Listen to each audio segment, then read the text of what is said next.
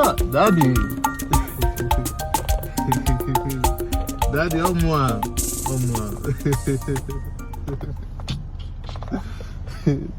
Daddy, oh moi. Daddy, oh moi. Aririwa. Hey! Ariri. One. Hey, back. Move out of the way. Move out of the way, because why you're so my hair? Ari back is your man, legging and straighten your tires. Hey, banyo motor car go. Happy, all the Banyo load to a man and lose motor, fuel, memo congeal. How about you going? I didn't want. Chineke me. Ari. Daddy, you're gonna go. Onye nwe moto. I don't wanna. Tell me you are lying. You bought or you buy? Oh, bought. You bought it? Yes, sir. Hey! You're more than Marcos. Marcos, okay. You're more Batlana family. What approve here cannot be for you, Chineke. I didn't want. Daddy. Hey! Chineke Keledria. Chineke onye na-enye ụgbọala. Nwa m lotu. Lotu anọgla n'ime nga m na-aga uduku. Na agwago ka gị na ọga n'ime moto. Hey! Ele model moto gị. Mogede. Ele model e? Yeah, Alex now. Lexus. Oh, Lazarus. No, Lexus. Hey! Daddy, to go kwa. Hotele. O moto ọhụrụ ihe na ịkwa. Yes, sir. Ijiri ebu kọrị. Daddy, you're gonna go. Correct, somehow. But nevertheless, I am so happy for you. Hey, congratulations. You have really proven to us that you are really son of your father. Your father made it early. When Pagi will be on the kindergarten. Pagi be the one on time. And God did not disappoint. It's not a bad name. Congratulations. Thank you, sir. Oh, thank God. Before I go, to buy motor early is a very good thing. You see, as you buy them here now, it's a very beautiful thing. I say, be don't know, Korobia, Patego, no, Ogaranya, Makamani, Korobia, Perico, Magoria Negu, I know the music was sound, Ogaranya, Makamani, Korobia. As you buy them for young age now, is beautiful. Another thing, where I want to tell you, you see this kind of thing for Korobia sheep. Oh, bole, so many young people live here today because has a motor nogi. Obropasu to buy motor on time is bad thing, but all the spirit of maintaining that same level that you are supposed to be at this early stage is what I am here to tell you. To buy a car is not a crime. So many young people, the moment they get a car, they will forget that yesterday they were no motor. They will begin to live their life as if it ends today. Remember, this is not the one car. There are so many people in their garage, they have more than 20 cars. But their life is still maintained. They still maintain the car and they are still living. Immediately you start smoking. You start clubbing every night. I would see me. I'm giving you an advice. Oh, we hear because some people will come now and influence you because this car now is a key point to every young girl.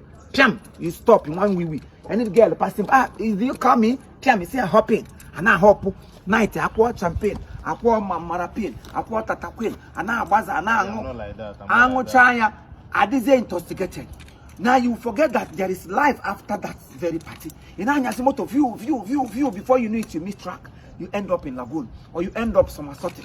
And the young boys, they after clubbing with a girlfriend in dive. We have heard so many stories like this from social media and within us. And we don't want this to happen to you. Now it's left for you to use your head.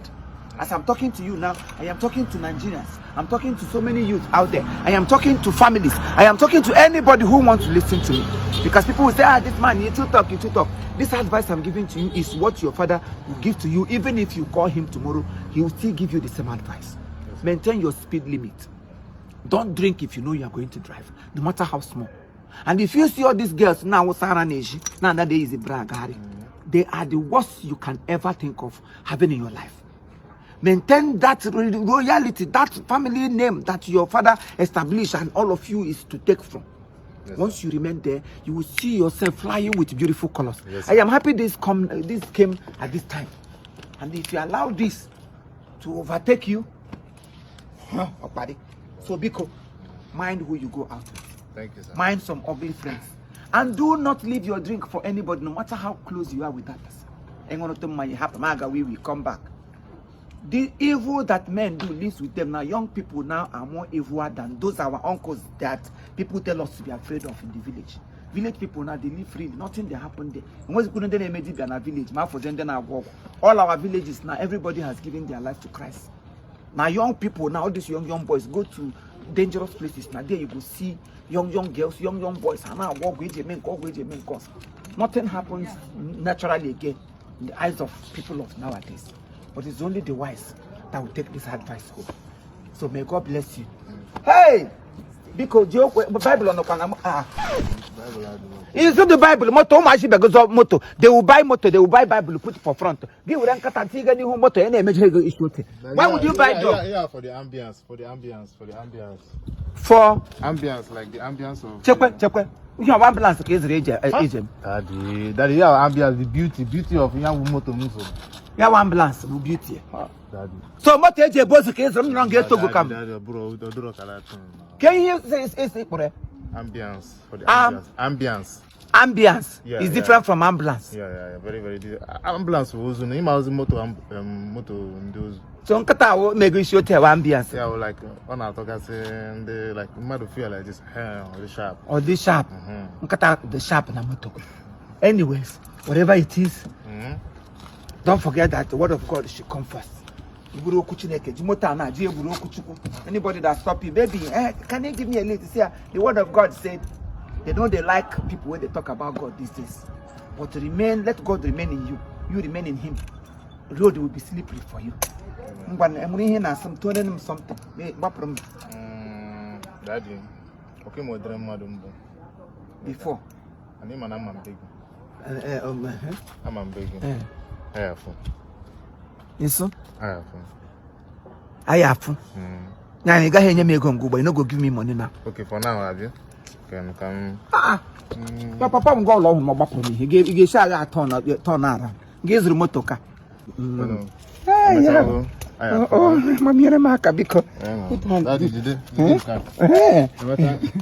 Oh, Nam, thank you. Oh, one kill him, Pago. Kill him, Pago. See, I'm not over there like I'm going to go. Why, oh, drive careful.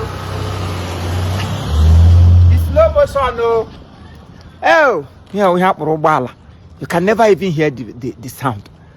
Try. Get.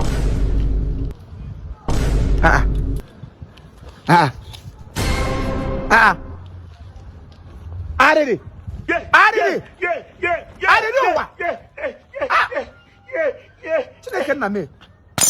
500 I'm gonna solo tape. Aridi, you make a solo tape. So you have a penny lemon to body name you're going to mod 500 now. So to mod 500, all we have no guard to come with. Hey! Now, no dollar coin him here. No wonder you some shaki. All of a sudden, you are in a hurry to rush to her. Give a gamma absolute tape on him. Opening a machine gun. Opening a gamma solo tape money if you had to be a maison quick. What a mess. The plan of the What a mess.